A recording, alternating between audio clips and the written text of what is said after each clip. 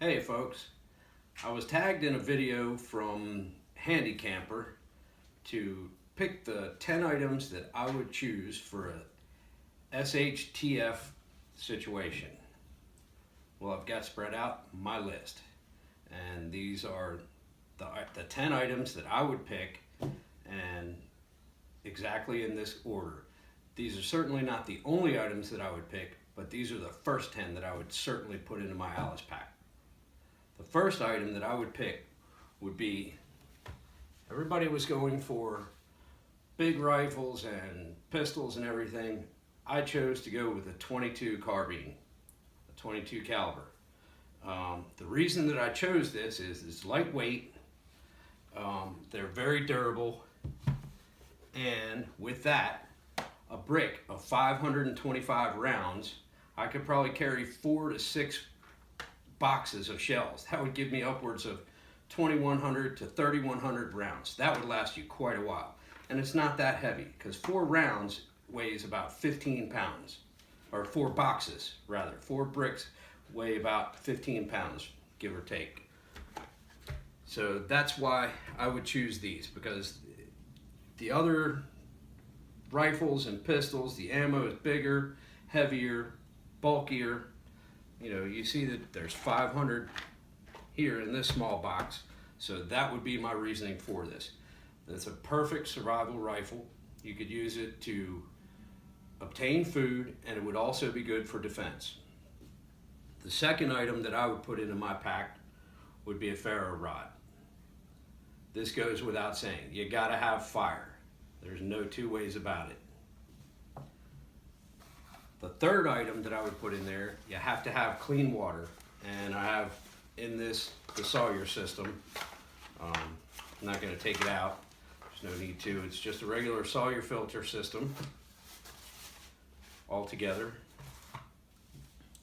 The third item, I would have a standby Stanley cook pot. It's graduated, you can use it for a multitude of things. It's got a cover, and it's just my go-to pot for cooking.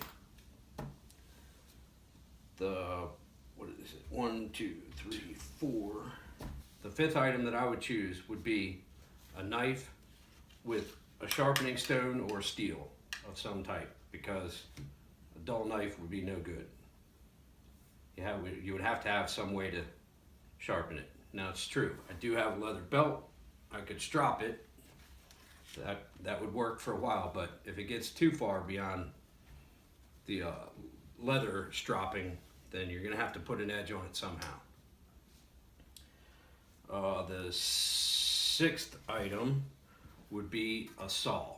I saw a lot of people choose an axe or a hatchet. I'm not a big fan of those, or even a buck saw.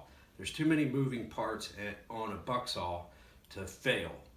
The blade can twist or bend or break. So that's why I don't like a buck saw or bow saws. The hatchet and axe, you know, obviously you could break the handle, and yeah, you could whittle another handle with your knife, but I think that you would find that a lot harder than anything. This here has two pieces. The only one that can fail would be the handle, but you would still have the blade, so you could still, in essence, use the blade if you didn't have the handle, and you could still process firewood. Or you could also process wood to build a shelter. Next on my list is fat wood, because none of this is any good if you can't make a fire, and you have to be able to produce a fire. Now, obviously it depends on your conditions and when you're doing this. I did video a little clip here. I was trying to do this outside, but it was too windy. We happened to have gotten some snow, and it was a very wet, dense, thick, sticking snow.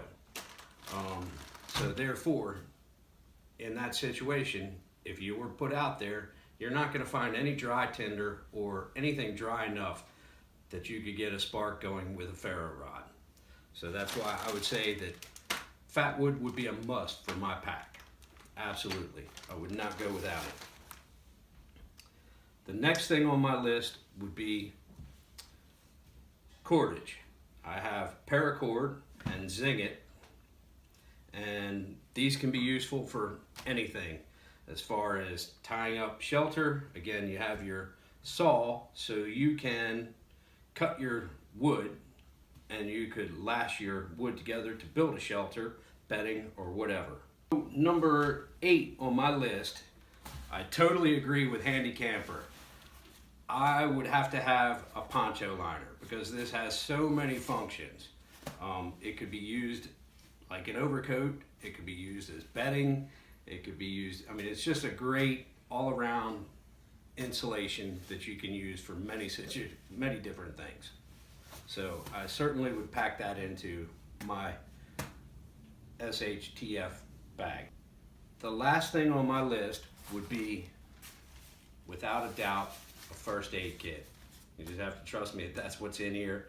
I don't want to unseal it. This is a waterproof bag, because if your bandages and everything gets wet, it's no good. You might as well just have a wet t-shirt.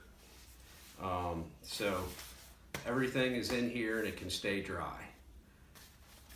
That's why I packed it in the dry bag. But definitely, infection could be one of your worst enemies out in the field.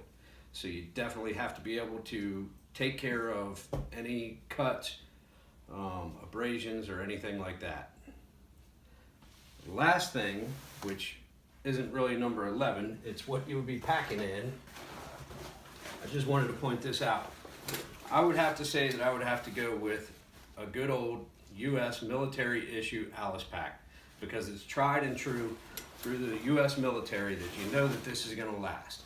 Now, while we try and get ultralight when we're backpacking and we buy all these expensive packs and everything that are lighter and this, that, and the other, and we kind of gingerly take care of them when we're out on the trail.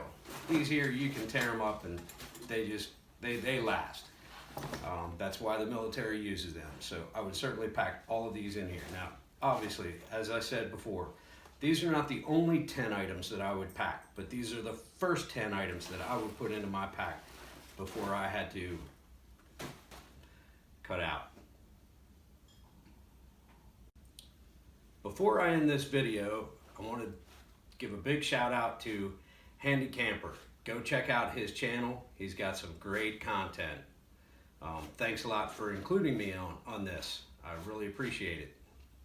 I believe that I'm supposed to pick 2 other people to tag for this video also. So for my 2 people that I want to choose to show us your top 10 SHTF items to put into a bag, my first choice is Second Chance George. You have been tagged. My second choice is bigkilla 77. I would like to see what you guys would put in your top 10 SHTF bags. I mentioned 3 people in this video today. The first one that I mentioned was Handi Camper. He tagged me for this video. I'll leave a link to his YouTube channel down below. You've got to go check out his stuff, folks. He's got great content. The same goes for Second Chance George, who I tagged to do the next video. I'll leave a link to his channel down below in the description. He's got some excellent content also. And then lastly, but certainly not least, is I've tagged bigkilla 77. I will leave a link to his channel down below in the description. He's got great content too, folks. You've got to go check out these 3 guys. They've got great stuff. And, you know, if you like them, go ahead and subscribe. Throw them a like and subscribe and share their channels. So as I was showing you earlier, I opted to put fatwood in my pack. This right here is the reason why. Because we got some heavy wet snow and there is nothing dry out in the woods. So if you want fire, you're going to have to bring your own tinder. That's why that was a must in my pack. A little close up here, folks. I had the rifle and ammo, the ferro rod, the Sawyer filter, the knife and sharpener, Stanley cook pot, the saw, fat wood, paracord, poncho liner, first aid kit, US Alice pack. Thanks for watching, and don't forget, folks, get outdoors, keep your eyes open, because if you don't, you're going to miss it.